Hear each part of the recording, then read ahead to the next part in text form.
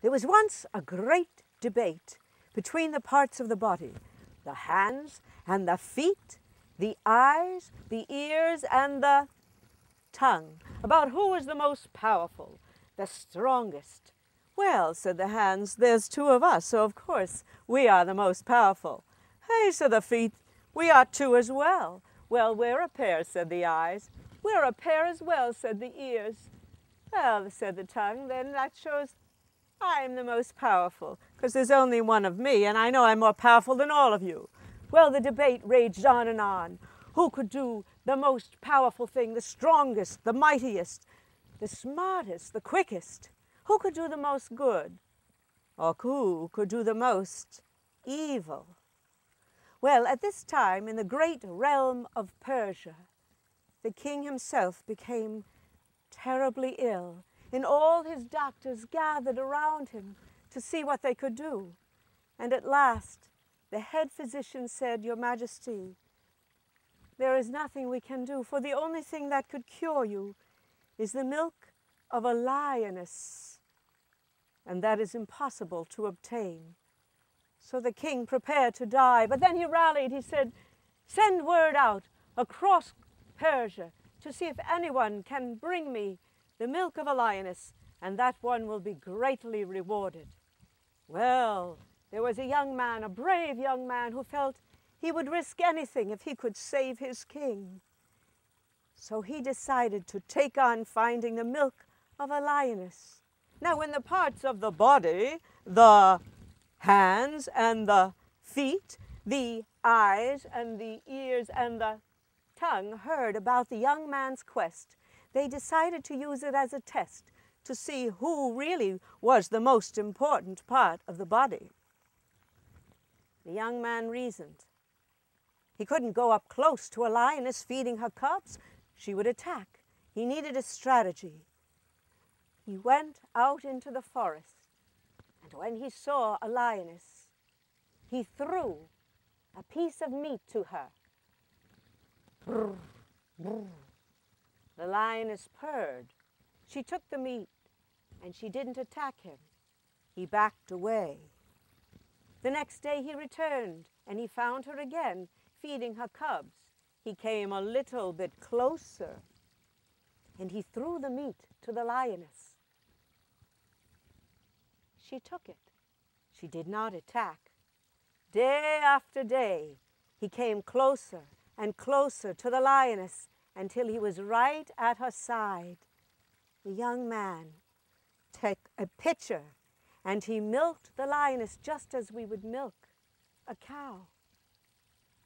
Then he took the pitcher, and he backed away and took it to the palace. On the way to the palace, the parts of the body, everybody, the hands and the feet, the eyes and the ears and the tongue, began to argue about who had been the most important to obtain the milk of the lioness. Look here, said the eyes, of course it was us, because we could see where the lioness was and where to throw the meat. Ah, listen up, said the ears, it was us. We could tell if she was roaring or purring, and if it was safe to go forward. Ha! Hands off, said the hands. We're the most important. We milked the lioness. Well, said the feet, without us, you wouldn't even get that pitcher to the palace, so step aside. We're the most important. Now, through all of this, the tongue, so to speak, held its tongue and said nothing. But now the tongue spoke up and said, you'll see that I am the most powerful of all of us. Oh, pooh-pooh. Well, the young man arrived at the palace carrying the pitcher, and they showed him into the king immediately. And here the tongue took over. Your Majesty, said the young man, I have come, I have brought you the milk of a dog. A dog, said the king, how dare you? Hang him from the highest tree until his tongue falls out of his mouth. Now all the parts of the body were very frightened, the hands and the feet and the eyes and the ears. Oh, they said to the tongue, what have you done to us? Oh, said the tongue, I guess you can see that I am the most powerful. For with one word. I wiped away all the good you have done. Now admit that I am the most powerful, and I'll get us out of this mess. Yes, of course, said all the parts of the body. Now the young man spoke again. Your Highness, forgive me. I stumbled over my words. You see, this is the milk of a lioness. I went at great risk to myself to obtain it for you, Your Majesty. Please drink it. It will heal you. It can save you. Well, something in the young man's tone touched the king, and he believed him. And he drank the milk. And he felt restored to health. He drank more of the milk, and he was his old self again. Oh, great was the reward for a young man who had saved his king. But greater yet was the reward for the tongue when all the parts of the body, the hands and the feet, the eyes and the ears, bowed down before the tongue and admitted, oh yes, tongue, you are indeed the most powerful part of the body, for you could do the most evil, or you could do the most good.